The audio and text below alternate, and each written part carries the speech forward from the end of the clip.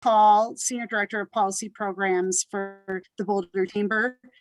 Thanks so much for joining us today. We're going to be talking about House Bill 1232, which is kind of commonly referred to as the public option. We're not going to be taking an official position on the bill itself, but we will be capturing feedback from our members today to provide feedback to the commissioner as well as our delegation as the discussions continue throughout the state on this important issue. So before we get started into the program itself, I want to turn things to John Taylor, our CEO and president, for some introductory comments. John? Yeah, thank you, Lori. And I came in just in the middle of I know some folks were already acknowledging that we're meeting just about 2 weeks after a tragic incident in our community. And so just a couple things on that. So one, just to acknowledge that somebody, Marianne Mahoney, who may be joining us, the director of CVV said when we were having a conversation about this as a business support organizations, you know, there were 10 individuals who were lost through this horrible shooting. But you know, in the wake of these incidents, there is an 11th victim, and that ends up being the community that is going to be reflecting on this loss for now, probably for our time here in this community. So just acknowledge that we are going to have waves of consideration and reflection, and just want to offer that we as an organization are acknowledge that some of you are in your interactions with us at times may be in a reflective mood and moment as a consequence, and so we acknowledge that. And so, you know, feel free to be clear with us that when your time is this is a time you're not prepared to move forward with business as usual. But I also want to make sure that all of you are aware of resources that are available through many of our partners for those who are either yourself or family members who may be struggling to deal with that. I see that Andy's put a link in here for some of the mental health services that are available through some of our great partners. So that's just the first thing I'd say about it. But then second, just to acknowledge that we as a community partner and leadership organization, our community, feel it's incumbent upon us to be both a spokesperson on behalf of the victims and a supporter for the victims writ large. And that is both the families of the victims, the folks who were lost in the shooting, but also those who had direct connection to it. And so just so you know, aside from just the lighting of the Boulder Star, which I can say is significantly impactful, and we've received a lot of appreciation for that. But also we are making efforts to make sure that we are constructive partners in providing resources for the families in terms of helping solicit donations, but also for those who are in the vicinity of the shooting, who many of them was a very traumatic day and experience, but also has impacted their businesses during a time that they were just coming through the recovery period. So know that, understanding that us as individuals are still working through and having our own sort of response to this circumstance, and we want to acknowledge that. And then second, just to know that we as an organization will continue to be a leader in supporting the families of the victims, but also those who were otherwise impacted. So just want to acknowledge that.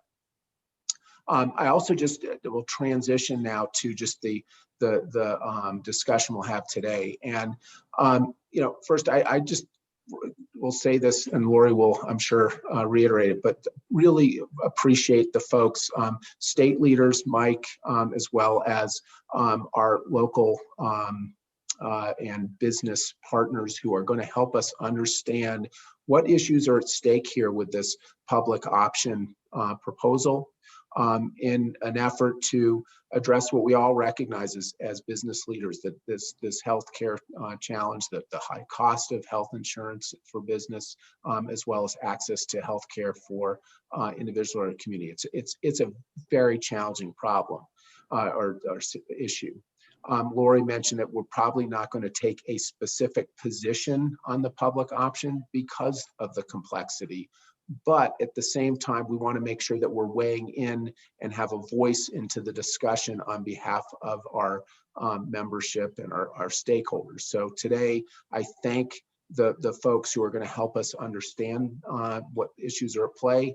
And then I am very interested and just will say how important it is that we get the input from our CAC members who are going to help us to outline the important issues that we want to make sure are addressed in whatever direction the public option initiative takes. So that's the purpose. And so as you're listening to the input, please have that in mind as what other thoughts that you want to make sure the Boulder Chamber conveys in this policy debate. So again, thanks to our speakers, and I'll hand it off to Lori. Thanks, John. And just to circle back on your comments about the King Soopers tragedy, I did want to call out that Chris Barge from the Community Foundation is here, and the Community Foundation has just been an absolutely critical leader in the community as far as this issue goes. And so thanks, Chris, for your leadership, and to your organization for the important support you're providing. In addition to John and me, you have other Boulder Chamber colleagues here today, and I just wanted to briefly do a call out to them. So Tyler X is our events manager. He'll be providing technical assistance, and if you have questions, you can contact him. He'll also be recording this session, and so there's a bit of a caveat that this will be shared with others, and if you're interested in this recording, please contact Tyler as well. In addition, our Public Affairs Director, Andre Menegal, is with us, and he'll be monitoring the chat. And so if you have questions, feel free to put them in the chat. We'll get to those that we can. And, afterwards, we're certainly happy to circle back if we don't get to everything during this time as well. As John mentioned, for our Community Affairs Council members, we will be having a debrief after the policy roundtable writ large concludes. And so you should have received a meeting invite from Andrea providing Zoom details. And if you haven't, please reach out to him and he can provide that information. Before we kick off the program, I do want to acknowledge our sponsors. Our presenting sponsor is Google, and our gold sponsor is WW Reynolds.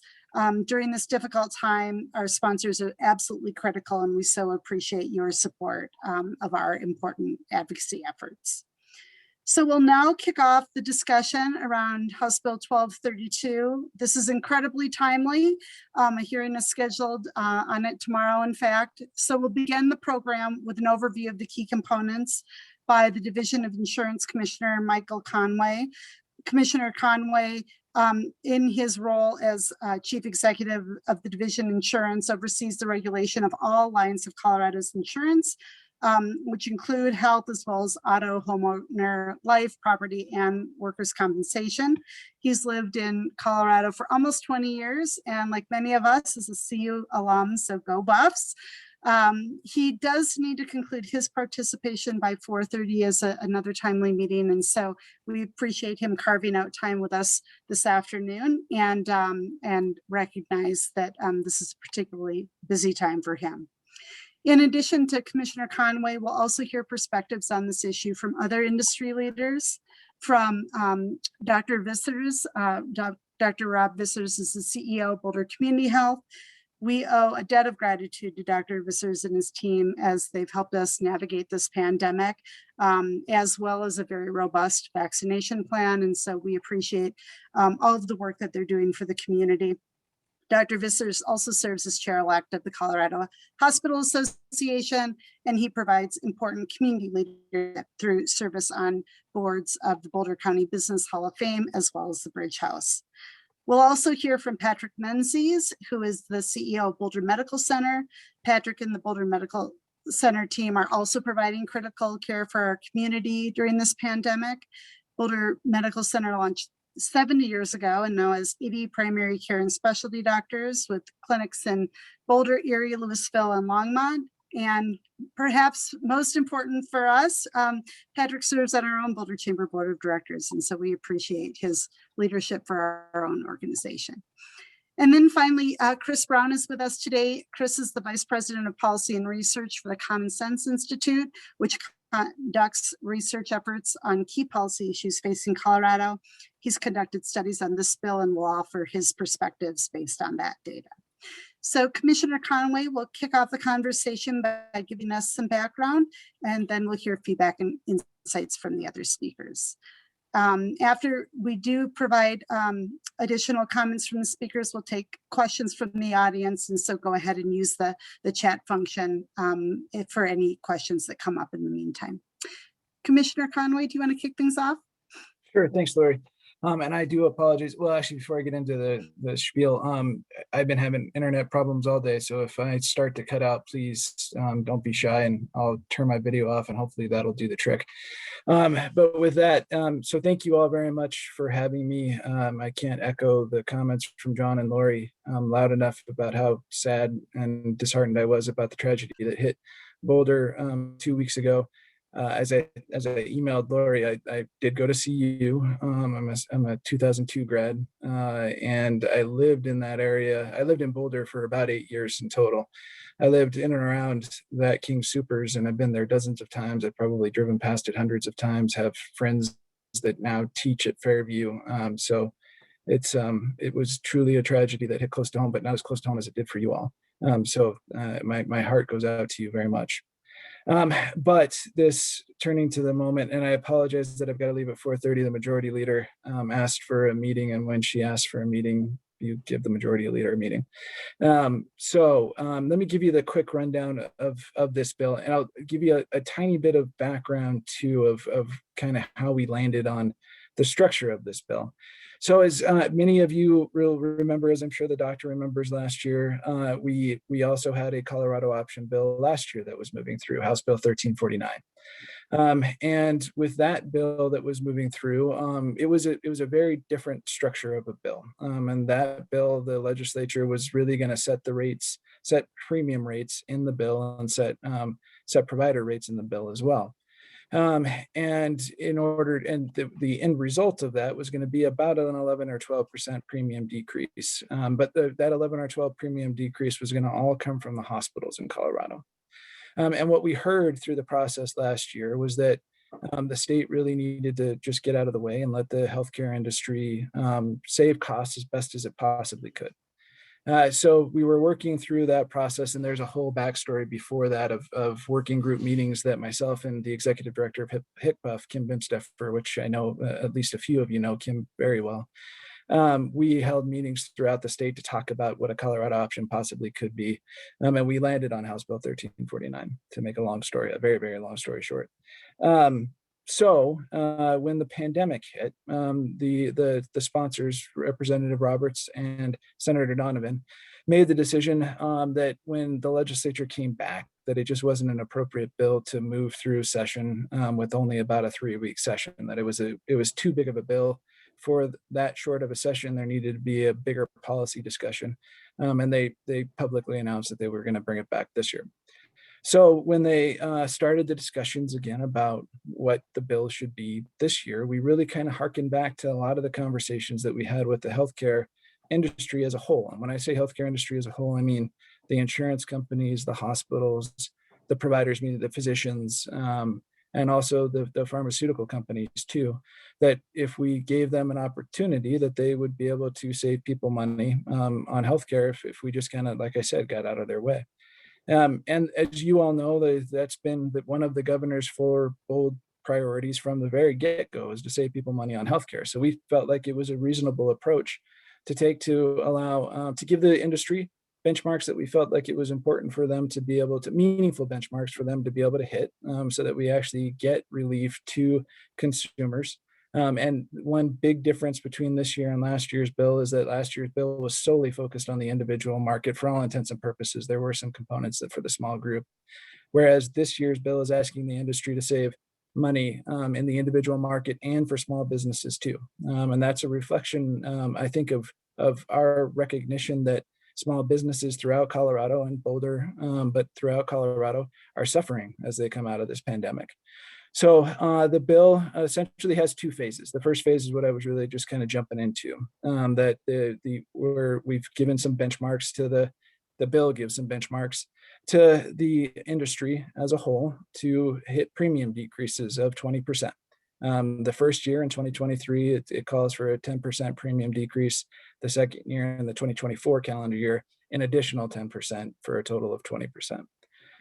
It is my sincere hope, folks, and I know there are people out there in the industry that don't think that I am sincere when I say this, but it is truly my sincere hope that the industry hits those goals and that we don't ever have to get into phase two.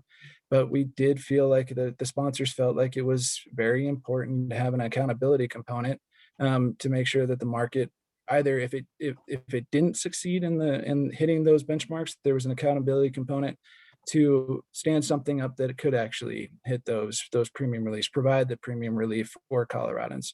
And that phase two, if the healthcare market, if the industry can't get to those premium decreases or fails to get to those premium decreases, there is a phase two that the state would stand up a quasi-state governmental entity that would be operated independently, completely independently from the state.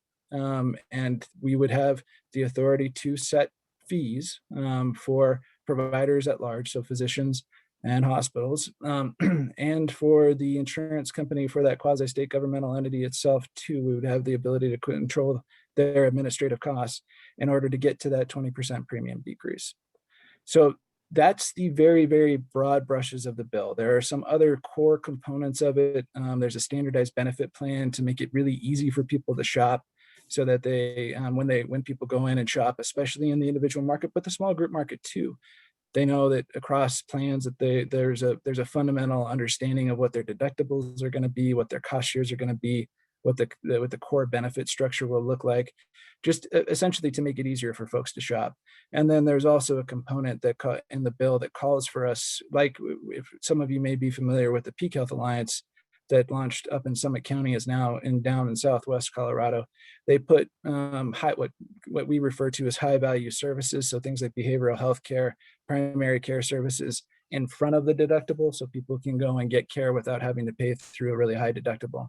So there are other components of the bill, folks, that are going to be really important and really meaningful for people, but I've only got about 10 minutes left, so I really want to not talk at you the whole time, and I'll shut up and see if there are questions that I can answer, if we can just get into a discussion. Thank you. And I did have one question that came through. 20% is the reduction off of what baseline? 20% is the reduction off of the 2021 plan year. Okay, and for is it the gold band, or do you want to get into a little more detail around that? Sure, Lori. So for folks that maybe aren't as familiar with it as Lori is, in the healthcare markets, there's a bronze plan, a silver plan, and a gold plan in both the individual and the small group market. And really what those terms refer to are different values of the plan. So they've got different deductible levels. The bronze plans have higher deductibles. Silver plans, as a base rule, kind of are the middle deductible and cost share range. And then the gold plans tend to have lower deductibles, and the premiums are reflective of both of those things too. So premiums for the gold plans will tend to be higher. Silver plans, again, are in the middle, and the bronze plans tend to be the cheapest that are out there. Those are very general rules, and healthcare general rules can be skewed quite a bit, but that's the general kind of concept. So at each metal level, so at the bronze level, the silver level, and the gold level, there's the 10% and 20% total decrease would be measured. Terrific.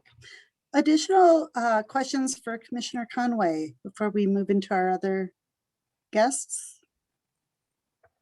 Okay, I don't. Want to just ask real quick, Lori. So in terms of the character of the plan that the state would implement, is there a sense of the character of services that you would expect that so the other providers can get a sense of, well, what are they competing against here with the public option? Yeah, John, it's a great question. So it would be required to be just like any other health benefit plan that is offered in the individual and small group market. So it would have to hit ACA, cover ACA requirements, cover the state mandates. It would have to be that quasi-governmental entity would have to meet all of the licensure requirements that every other insurance company has to meet. They would have to have the same reserves, meet the same reserve requirements of other insurance companies. So it would have the same exact requirements, so that there is a level playing field on the competition side for those components between that and the existing insurance companies. Thanks, Mike. Great.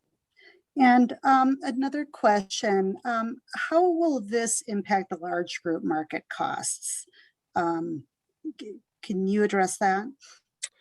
Yeah, so there's two pieces of the bill, Lori, that probably are most directly impactful for the large group. So there's a component in the bill that requires, if we got to the second phase, right? If we do get to that second phase and we're actually establishing a fee schedule, it requires the division in HCPF, the Healthcare Policy and Finance, to publish that fee schedule. So in particular, in the bill, it references both the large group in general and then the purchasing alliances like Peak Health Alliance, and that there's the Colorado Purchasing Alliances that is getting up to speed now, so that both the large group employers and those purchasing alliances that have large group employers in them have the ability to see what the fee schedule looks like, and be able to argue and negotiate for that fee schedule as well in the large group spot. The other component that's in the bill, and this was a piece that was in 1349 too, that it requires the division to analyze whether there is any cost shift to the large group market. And if there is a cost shift in the rates that we see, we're required to deny those rates from that insurance company. So it's those kind of two levels of protection, Laura, because I know that there's a concern out there about a potential cost shift. So we want to make sure that we're working with our large employers to make sure that doesn't happen. Thank you. Another question that came in, would the prices set by the government for the public option be a max for all payers? Be a max for all payers. So I want to make sure that I understand the question. Is the question for other insurance companies? Would it set the kind of ceiling for those other insurance companies? Is that the question? That's my sense of the question. Okay. Yeah, thank you. No, it wouldn't. There would be the fees that were established for that quasi-governmental entity. Terrific. Okay. I don't see additional questions coming at this point, and so I have a quick question. Sorry, I figured I'd just ask it. Sure. Since I have an opportunity, maybe ask a question right of Commissioner Conway. I had a question on the way the legislation would work around the authority, given each county and carriers in each county would be required to meet these targets. Would the state authority be triggered and offer plans in every county, regardless of whether carriers met those goals? And so would it be sort of blanket statewide, or more specific to just regions where those price targets were not met? Just sort of curious if there's any thinking or clarity there. Yeah, Chris, it's a great question. It's good to see you. Chris and I hung out when we were talking about the Colorado option. When was that, Chris? 2 years ago, almost at this point. Like 100 years, it feels like. Yeah, it really does. We were actually in person, which is a very weird thing. It's a great question. So the legislation does set forth that if a carrier isn't able to meet those benchmarks, that the authority would launch a plan that was statewide for the individual market and the small group market. Commissioner Conway, this is Rob Vissers. I don't think we've met before, which is surprising. I know, but it's good to see you, Doctor. Yeah, it's good to meet you too. Good friends with Kim, and I know you work closely with her. And Yes, sir. and I continue to be supportive of partnerships with the state to try and to address the affordability of healthcare. I like to think, and I guess my viewpoint tends to be from the view of our community hospital. We're one of only two independents along the Front Range, us and Parkview and Pueblo. I know there are margins about hospitals that are thrown out in the press to demonstrate that there's dollars out there that could be perhaps put back towards patients, but whether those are accurate or not, I think you would recognize that there's a huge variation in the margins for a variety of reasons. And there are many of us who have incredibly tight margins, and some of us that took a big loss last year, and it was following 2 or 3 years of loss after a number of things, including some legislative hits that we took. So for an organization like ours, where our margin is now negative and historically tends to be in the 1% and 2%, and I think you would agree that probably healthcare entities should be around, I don't know, 5%, 6% nonprofits, not 12, not 20, but probably not -2. How does this, the problem is this affects everyone equally. And so if we've been working really hard to keep our costs down, and you mentioned the Colorado Purchasing Alliance, we're actually going to be the first institution to contract with them because we were recognized as having high quality and amongst the lowest cost in the state. So we work really hard to achieve that. And we invest in mental health, and we prop up a level 2 trauma center to prepare for unfortunate events like 2 weeks ago. And all of these things get us to a very tight margin. And in fact, I think we can get it back to a sustainable one, except for we keep getting hit. And it's a bit of a long-winded question, but it feels like it disproportionately impacts the more vulnerable hospitals that I don't think are there because of mismanagement, but because of the attempt to do all the things that I think you want us to do. And what I really worry about is at some point, we throw our arms up and say, you know what? It's easier for me just to join UC Health. My collections go up by 20% because the percentage of what they get from the payers is much higher than us. And then I know when that happens, we lose our mental health. We probably lose our level 2 trauma status. And generally, I believe in my heart, the quality will go down, which is why we're fighting so hard to stay independent.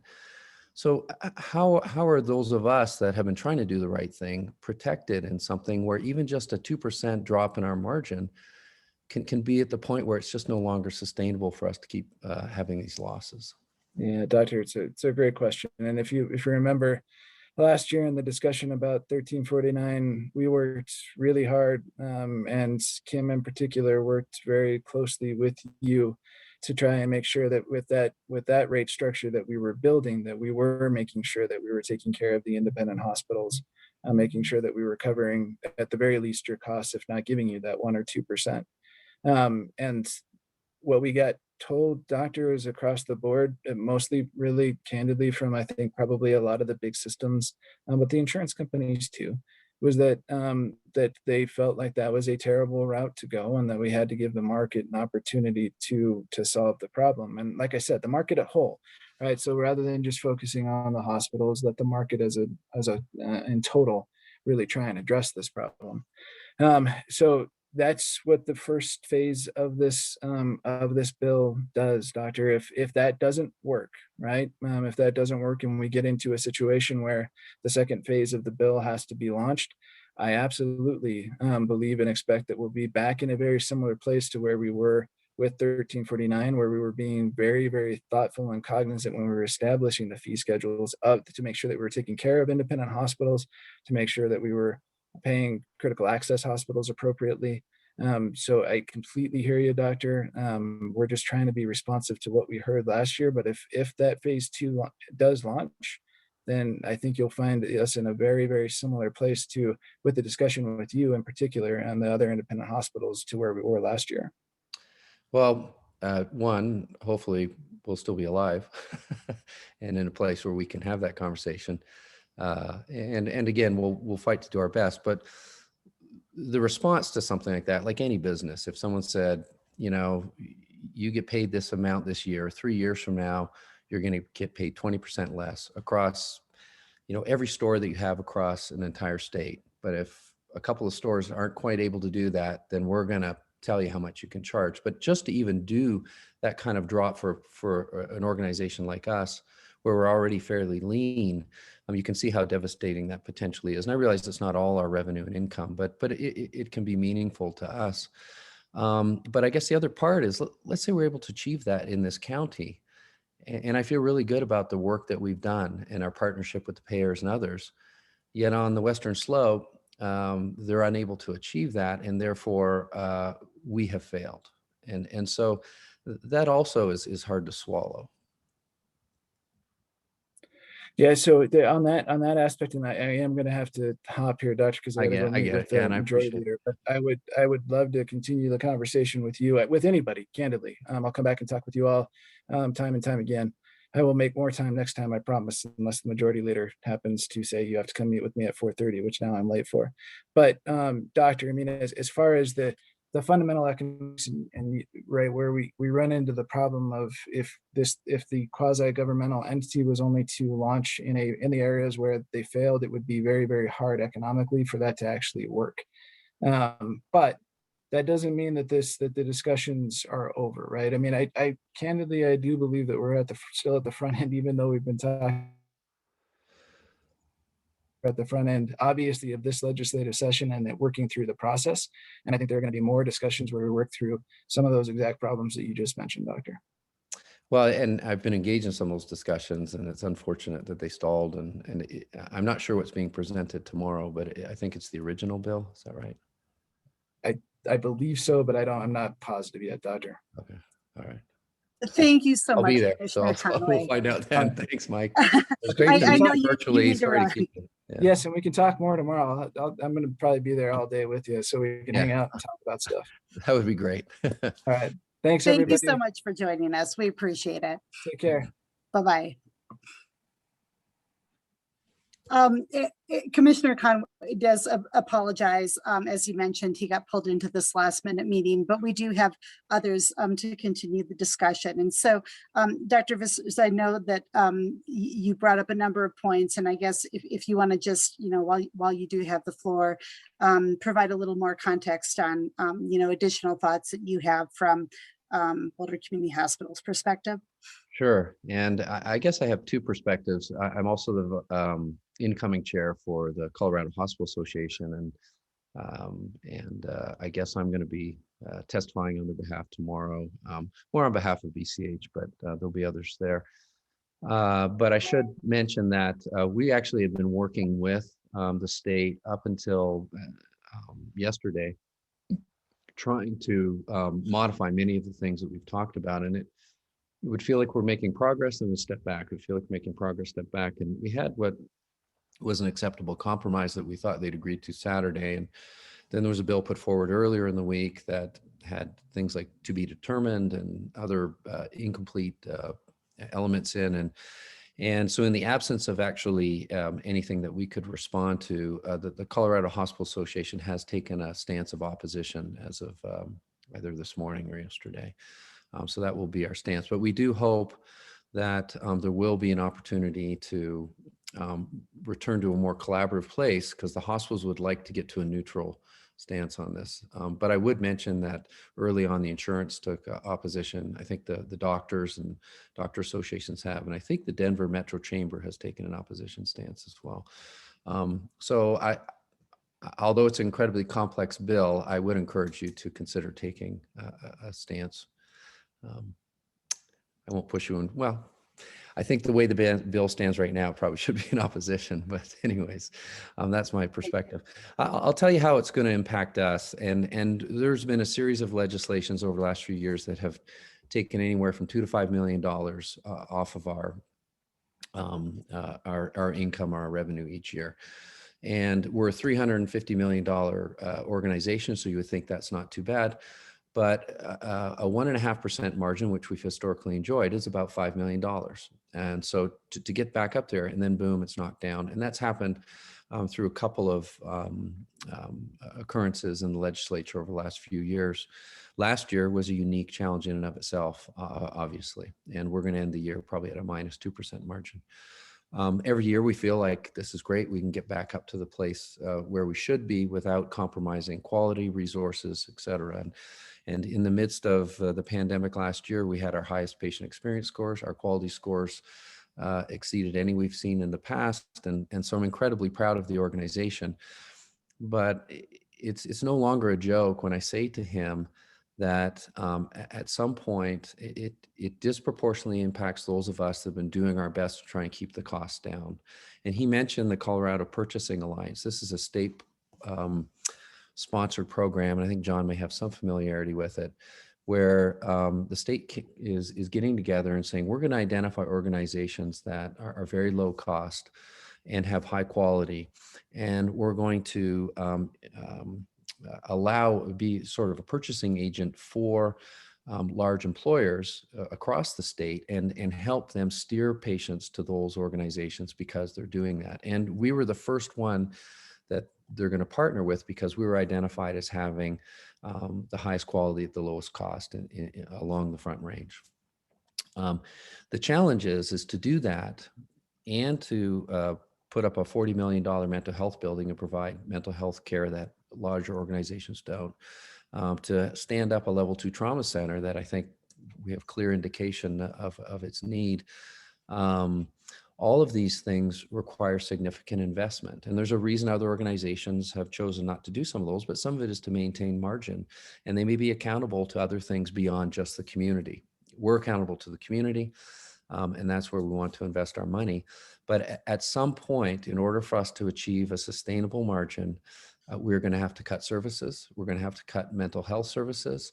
And this whole notion of us, doing things more cost effectively, the belief that the payer translates that into what the consumer pays is to some degree a myth. And so we can continue to cut costs as much as possible and lower what we're getting paid from the payer. But it doesn't necessarily mean that the payer goes out to market and lowers it. Now, on the other hand, they make sure that they get their margin. And so I can assure you that if they're having to cut what they're getting on paid from the employers, or from the individual market, it will absolutely be passed on to the providers. And so it's a little bit.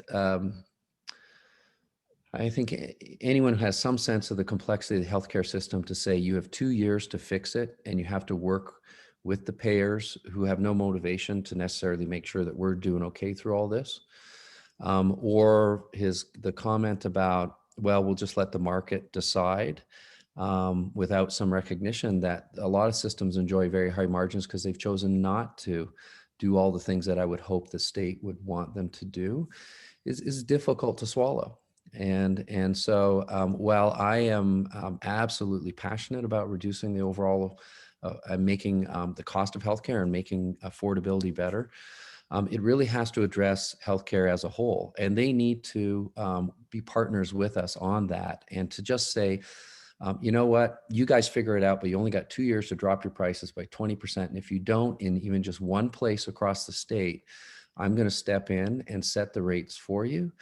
Is clearly they're setting this up to fail, and it's basically a way for them to do what they want to do at the beginning, except for to say, well, we gave you a chance and it didn't work out, and so therefore we're going to step in and tell you exactly. And the whole concept also, if a county fails to achieve the benchmarks, I'm not sure I understood his answer as to why they couldn't just go to that county and say, we're going to set the rates in that county to make sure that you have affordable health care.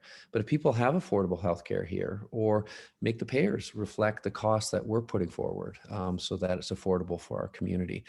So I do think that they have an opportunity to step in and to help be a partner in this, along with us and the payers and the employers and the business community, to get this to be more affordable. But the way this is laid out what's going to happen is we're going to do what we've always done, which is cost shift. So as you know, more than half my patients have Medicare and Medicaid. We're not paid enough to cover the cost to care for them, but that's what we're here to do. And sadly, it comes from the employers and the private insurance to offset those costs. But if we continue to erode that, you're going to see the commercial insurance go up higher, and you're going to see health systems find a way to not take care of Medicaid and Medicare patients. There's a reason that a huge system like UC Health has no inpatient behavioral health beds, because it's a huge money loser. And so you're going to see dramatic cost shifts, or you're going to see a decision that there's no way we can achieve this. And then there's going to be a battle when the state steps in and he comes in to set the rates. And you can imagine, if we talk about they want competition and they want fair market, but if that was applied to any other industry, I imagine anybody in this room would find it to be draconian and non-sustainable, and would consider, I got to move to a different industry. And I know I sound pretty passionate about this. I can tell you that for the most part, I've had great conversations with the state in the past and been very supportive and collaborative in the initiatives they put forward. This one is just untenable in its current form, and attempts to move it in the right direction have really not been, I don't know, it doesn't feel like there's a willingness to do that. So Dr. Visser, anyways, I'll just stop there. about, It took up a lot of time, but I appreciate yeah, everybody listening. but just before we go to our other our speakers, are there elements that would improve this bill? It sounds like you've had these discussions, and Yeah, anything you would highlight? I think we need to get rid of the phasing. I think we need to set a more reasonable timeline. Let's do this over 6 years. Instead of it's not just being 20% less than this year. It's 20% less, and you don't get to take into account the cost of living increases and the cost. So every year, everything I buy goes up anywhere from 5 to 7%. Pharmaceuticals on average go up 7 to 9% a year. In this employment market, our cost of employees goes up about 4% a year, and a lot of our goods and services. So every year we're cutting costs to get it down to the 4% that we hope to get increased from the payers. And usually it's 2% that Medicare goes up a year. So it has to be stretched out. It has to take into the cost of living. It has to be county specific. There has to be some accommodations for organizations that are trying to do the right thing and have invested in mental health and other things, and that are already at a low price point.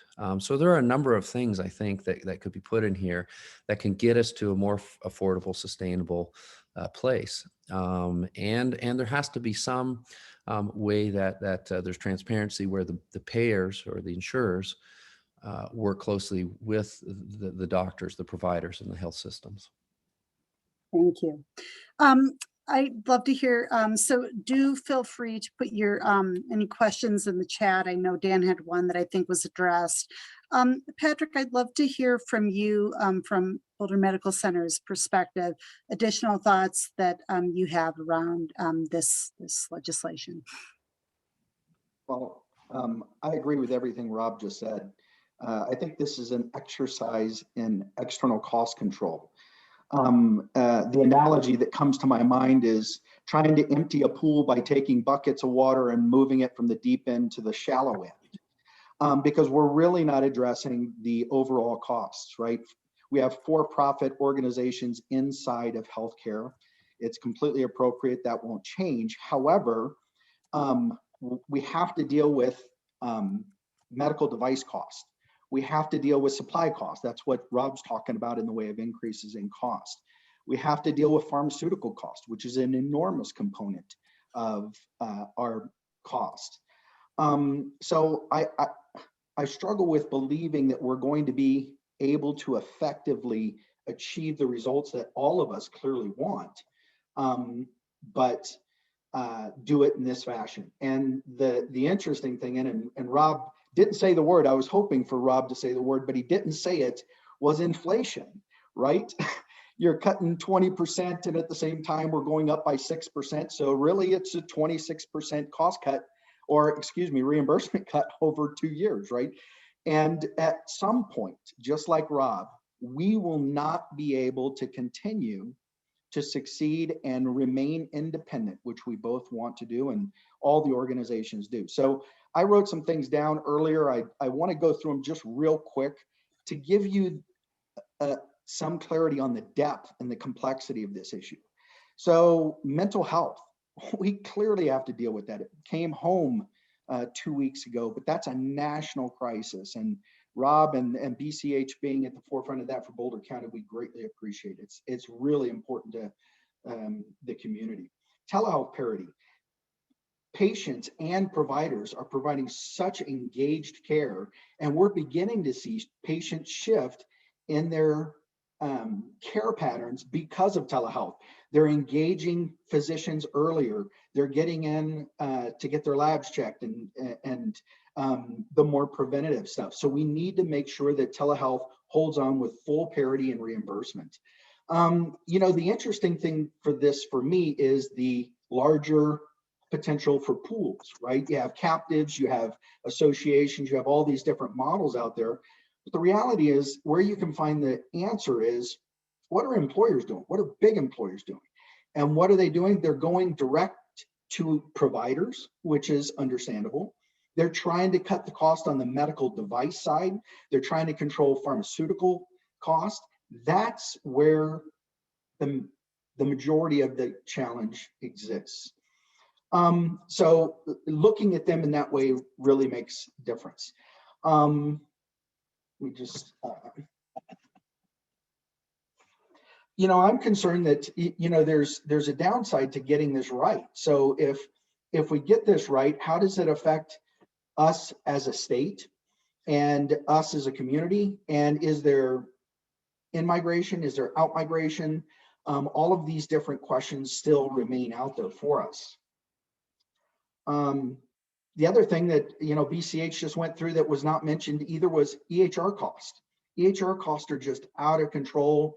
None of them are stellar. They're all about the same as far as functionality, but the percent of cost for hospitals today for these large EHR systems is just unmanageable long-term. And again, resulting in a lot of consolidation, whether it's at the payer level or at the provider level, like UCL and Centura and others. The consolidation is just giving more leverage for those large systems to be reimbursed more, and the smaller independent systems to be reimbursed less, which then results in exactly what Rob said. Can we continue to remain independent? Sorry, the EHR is an electronic health record. Thank you, John. I appreciate that. One of the things that came up, one of the questions that came up for me at work was, one of the things that got a lot of pushback in the last bill was qualified individuals governing the policy. I think that regardless of what the configuration is for the bill, we have to have good, qualified, and knowledgeable individuals that are helping manage whatever might come about in a new plan. The other thing that Colorado has seen a significant impact in is out of network. So freestanding EDs, intentional groups that are staying out of network and being paid disproportionately to those folks like us and like the hospital and like the contracted groups that the hospital works with. We're playing in the sandbox and we're trying to play by the rules, but then you have these organizations come in and they don't play by the rules. They stay out of network and they get paid disproportionately. That doesn't help the local community. It doesn't help the total cost of care. And I'm concerned that that's going to happen in telehealth. When you get these national telehealth organizations, on top of the payment disparity, you also have communication and care disparity. So they see a patient real quick, they never get that information back to a primary care doc, or now the patient says, hey, I don't need a primary care doc anymore. And are we going to see an increase in cancer? Are we going to see an increase in other high-risk things, heart failure, those kinds of things, as a result of this disconnected care model? We talked about pharmacy, medical devices. We have to talk about inflation. It's crushing us as an organization. I've had the same conversation with all the payers that says, listen, we haven't recontracted with you guys in 3, 4, 5 years. In the case of the 5 years, I'm looking at a potential on the low side of 15% cut in my reimbursement, just simply because my costs continue to go up. And that's a very conservative piece, just like Rob said. The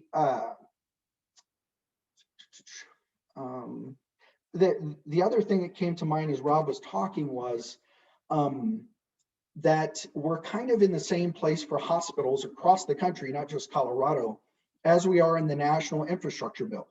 If we continue to starve these important investments across the entire country, we will not be able to dig out. There will be no more independent hospitals. There will be no more independent provider groups. It's just going to be a large consolidation of healthcare providers. They make the rules, they do the lobbying, and they set the rates. So that's kind of our perspective. Hopefully it wasn't too offensive.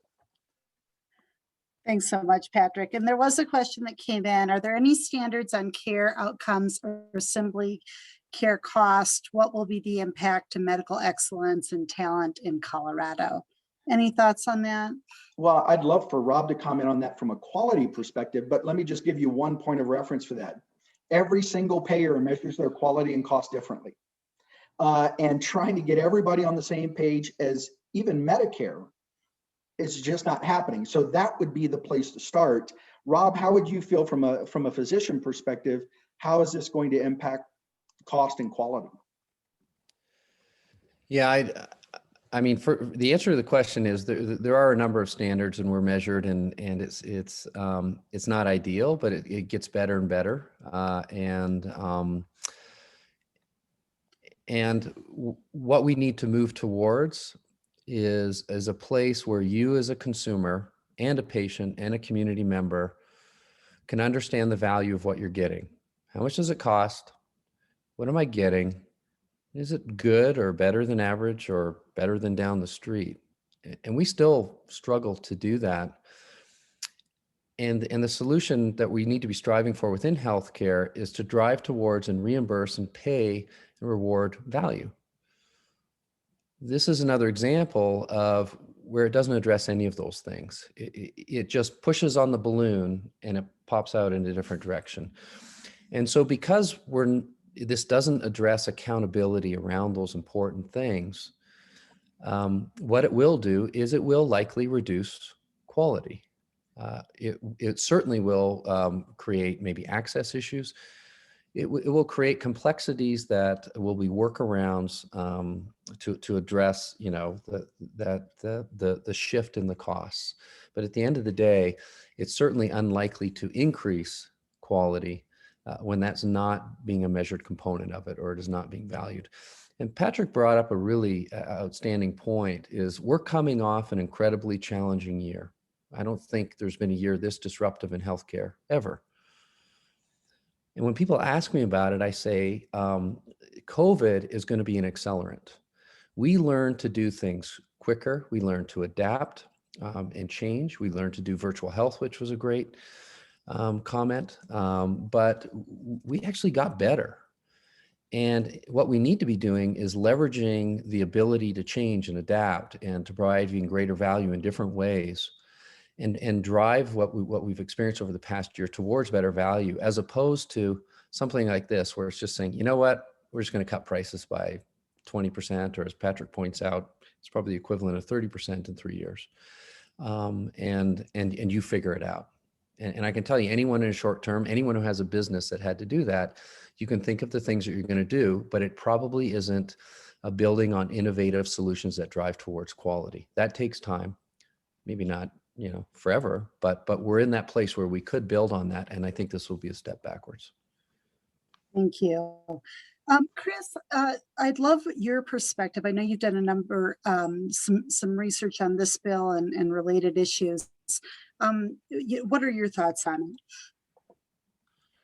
it?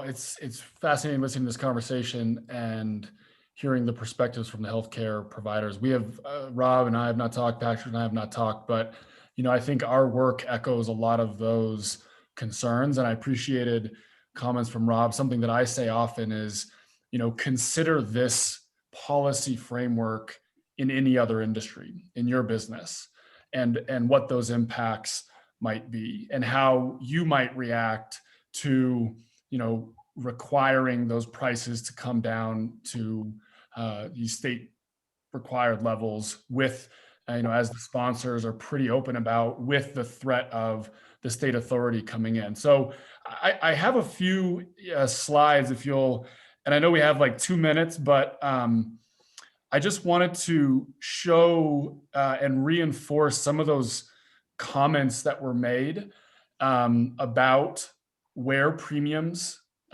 would actually be, and sort of add a little bit more on the context of where the industry is today. So our analysis, and I won't get into all the details, but our analysis modeled out the economic impacts really as it relates to this question of lowering prices without reducing that underlying cost of delivering care. So this shows you the history of prices and a projection of where premiums would be on average in both the individual market and small group market.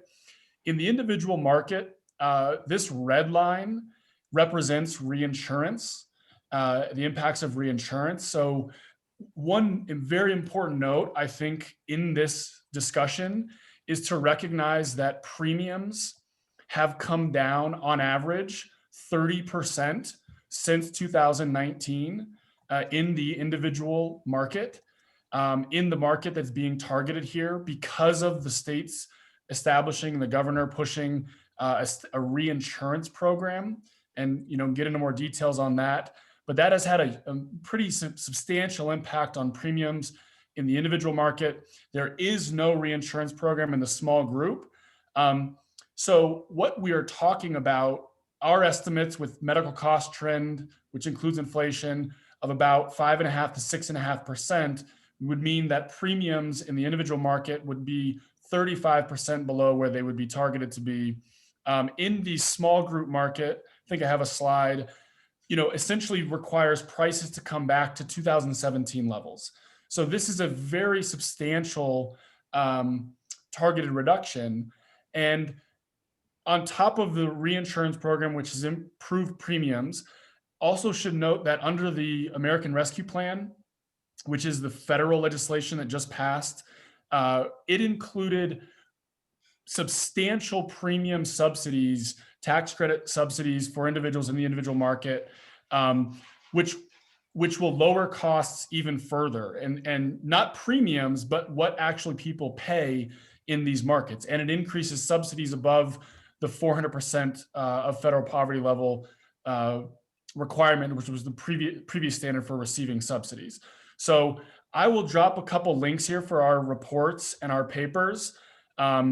If you have any questions, I'd be happy to answer them. But again, our work has come down to analyzing this. This is our third economic impact analysis, seventh paper on the topic, that really has tried to show this question of how much revenue is pulled from the system by setting these price caps that does not incentivize the transition to value-based care, as Dr. Vissers mentioned, that does not address the underlying costs of all the things that Patrick mentioned around pharmaceutical prices, like increase in the insurance requirements and electronic medical records.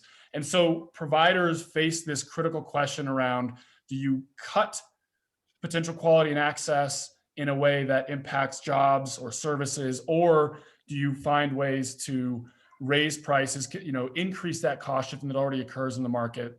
And so we model these two scenarios out in our work. I will drop those links in, and happy to take further questions, but would sort of echo some of the work and sort of comments that have already been made. So thank you again for the opportunity to present, and just rush through that. And if you need any more, I'd be happy to address. Thank you. Thanks, Chris. And we might go just a couple of minutes long. So for those of you who missed the intro, Chris is with the Common Sense Institute, which is a policy research organization for Colorado, and they have looked extensively at this bill as well. So thank you for that context. There's a question in the chat, and if you can also address, Chris, whether the data is inflation adjusted.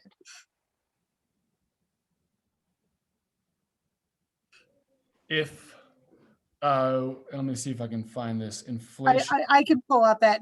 Yeah. Is the data that you just discussed inflation adjusted? Those would be the nominal projection. What I showed would be the nominal projection in prices. And so they are trended out. So the bill requires a 20% reduction, a nominal reduction against the 2021 premium rates. So the bill itself does not account for inflation or those medical cost trends. So again, that's why against the future prices, we're projecting it's that 30 to 35% actual reduction against those future prices. So I apologize if that wasn't clear, but. Thank you. Follow-up question. Can you talk to the trend of employers getting out of the healthcare and subsidizing, potentially sending employees to the individual Yeah. market? So essentially not wanting to take the burden on the large group side, but instead, providing a subsidy. Well, I would, or not. yeah, and it's a perfect question, and maybe I'll just throw this slide up just because I think it highlights this particular concern, and we think our estimates are conservative because we did not account for any of that migration. But again, consider any of your businesses. If you're fully, you're self-insured, you're taking on that risk, and now there's a fully insured plan that, again, something I don't think was as explicit in this particular legislation is not only does it set provider rates, but it actually requires provider participation across all providers, massage therapists, chiropractors. That is not the case with the current Medicaid, right? Medicaid doesn't, you can still opt out of for various reasons. And that is not included here. And so you have a network, you don't have to worry about your employees losing their doctor. And so if you have something that is truly 30%, the premium is 30%, those cost sharing mechanisms are kept at a low point, you would likely see smaller employers potentially transition, large employers as well, transition certain employees to this plan, further putting pressure on the ability for providers to sustain a business model by having fewer and fewer commercially insured. And so it does, whether this language path to single payer is too aggressive or not, I'm happy to, take some feedback there, but it really puts this on a trajectory where it would be very challenging for carriers to compete, and then B, employers to have, a real choice or an interest in offering something that had higher risk and higher cost and didn't sacrifice, the network. So I think it's a real important long-term outcome of this. That's a great point, Chris.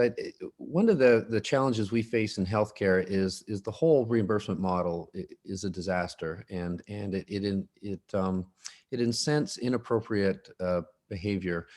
And at least basically, if you look at this graph, that blue that says other employer sponsored, you business people, you're paying for everything else on there.